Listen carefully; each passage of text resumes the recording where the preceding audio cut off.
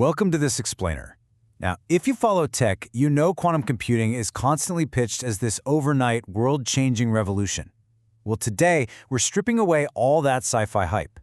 We're going to look at the incredibly chaotic, highly creative reality of where this technology actually stands right now, and we're drawing on some really eye-opening recent industry reports to do it.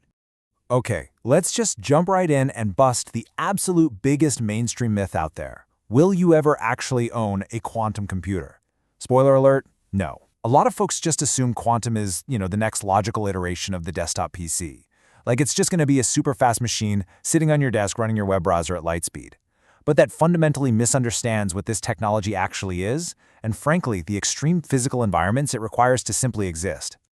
To really grasp where we are right now, you have to realize the industry is in a state where maximum creativity literally meets maximum chaos. Right now, there isn't even a single agreed-upon approach to building one of these things. The Quantum Economic Development Consortium, the QEDC, is basically trying to herd cats right now. They've got 132 member companies, plus universities and federal centers, and they are all aggressively funding this massive explosion of parallel research. Everyone is just scrambling to find their footing in this totally wild landscape. So we really need to broaden our scope here for a second. When we hear the word quantum, computing almost always steals the spotlight, right? But this revolution is actually a three-pronged attack. We're also talking about quantum networking, using entangled qubits to build communication networks that are theoretically entirely unhackable. And then you have quantum sensing, which can map out natural resources, gravity, and magnetism with just hyper-accurate precision. So computing gets all the glory, for sure, but it's only one piece of the whole shebang. But all right, bringing our focus back to computing, we hit our biggest physical barrier, 0.04 Kelvin. Let that sink in. We are talking about operating temperatures colder than deep space. Most of the leading quantum hardware, like superconducting qubits, absolutely requires this extreme thermal isolation just to function. So you've got this high-tech promise of virtually infinite computing power, but it's completely trapped inside a highly restrictive physical requirement. And this creates this totally fascinating cooling paradox. As Pushkar Apte from SEMI pointed out recently, a quantum computer in isolation actually consumes very little power to do its calculations. It's incredibly efficient, but you end up spending a massive amount of energy just powering the giant dilution refrigerators to keep the hardware freezing. The computation itself sips power, but the life support system required to keep it alive is an absolute energy hog. Because of these massive cooling requirements, your future quantum computer is going to live in a data center. Celia Merzbacher of QEDC shared this great anecdote from a researcher at Oak Ridge National Lab. They pointed out that quantum machines are initially going to serve as specialized accelerators for our current, conventional, high-performance computers. Just think about how data centers evolved by adding GPUs alongside standard CPUs. Well, the future is going to see them adding QPUs, quantum processing units, to do the heavy lifting for highly complex bottlenecks. So, knowing they'll live in data centers gives us a pretty clear roadmap. To get these QPUs functioning reliably in a real commercial setting, engineers basically have to smash through three massive roadblocks: hardware, error correction, and rewriting the software and algorithms from the ground up. Let's break these down one by one, starting with hardware.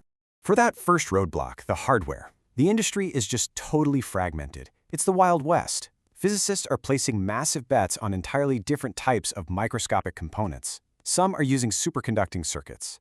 But then you have companies like Intel who are super excited about spin-based systems, mostly because they can actually be manufactured using standard semiconductor fab plants. Others are betting everything on manipulating individual atoms or ions. It is an entirely open race, and literally nobody knows yet which of these modalities is going to win out. But here's the catch. Regardless of which hardware modality actually wins, they all face the second major roadblock, which is the instability problem. The core building blocks of these computers, the qubits, are absolute divas. I mean, incredibly sensitive. The slightest thermal disturbance, a tiny bit of electrical noise, or even just trying to measure them can cause them to lose their quantum state. They are fundamentally unstable, so any raw calculations you do right now are just riddled with errors. Now, the proposed solution to all that instability is drawing a hard line between physical qubits and what we call logical qubits. Because physical qubits are so unbelievably fragile, engineers are using these complex surface codes to bundle several of them together, along with some redundant ones, into a single, reliable, logical qubit. It's basically like using a team of highly sensitive, error-prone components to create just one solid, error-corrected unit of data. Okay, so once you theoretically have stable hardware, you slam right into the third hurdle, the software gap. When we hear quantum software, we usually picture these amazing algorithms curing diseases or instantly routing global traffic. But the reality on the ground is way more fundamental right now. Quantum needs entirely new software just to run the control loops. You literally need new code just to manage the basic infrastructure, interpret those incredibly delicate microscopic signals, and control the underlying chips while they sit at those super cool temperatures. So where does all this chaotic research actually leave us today? Well, we're basically looking at two totally contrasting milestones. On one side, IBM recently announced they successfully entangled 128 superconducting qubits with high fidelity. That is a huge achievement in precise, delicate control. But on the flip side, you have experiments using neutral atoms that have managed to load over 10,000 atoms that can be controlled to some extent. So it's this really fascinating split right now between highly controlled, accurate entanglement at a smaller scale and just massive, slightly messier, raw scale. But we have to ground those numbers in reality.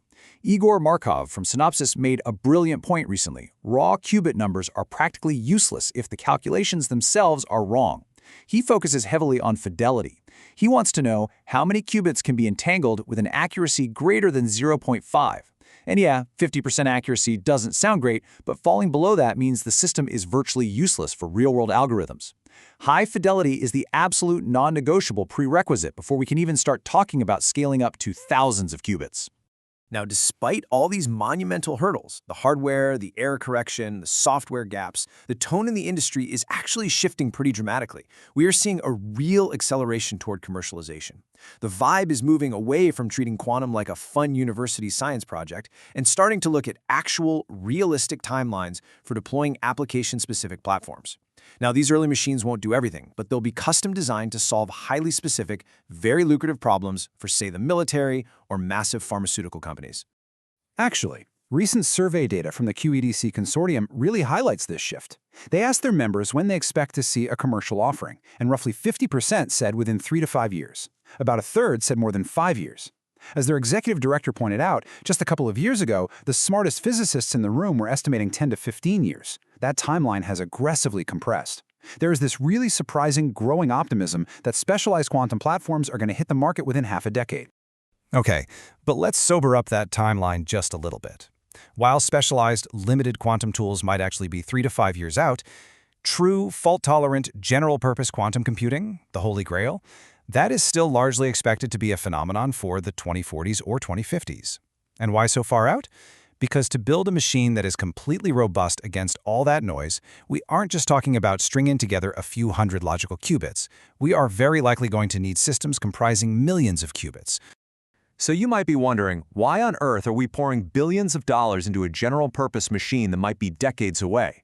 The answer is Shor's algorithm. This is literally the ultimate killer app. Shor's algorithm is a mathematical certainty that proves a mature quantum computer will be able to easily factor incredibly large numbers. And since factoring large numbers happens to be the exact foundation of modern 256-bit public key cryptography, a mature quantum computer will essentially instantly shatter current global cybersecurity protocols.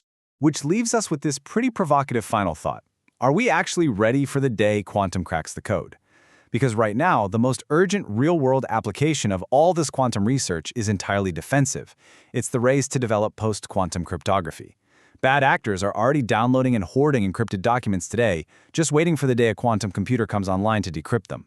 The hardware might be chaotic, it might be years away, but make no mistake, the stakes are incredibly high right now. Thanks so much for joining me on this explainer, and keep questioning what the future holds.